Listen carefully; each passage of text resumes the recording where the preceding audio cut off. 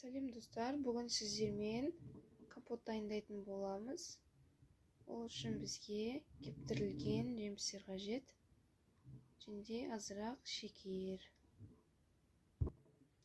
Балаларыңызға өте көп дайындап берсеңіздер болады, себебі ешқандай да зияны жоқ.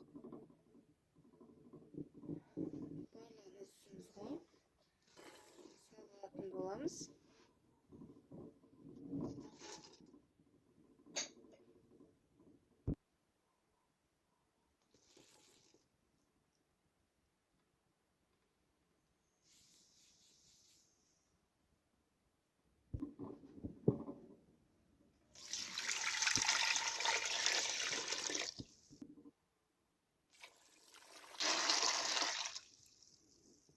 Толтырып суымызды құйып алдық. Енді газға қойып қайнататын боламыз. Мінекей достар, бізде осындай керемет компот дайын болды.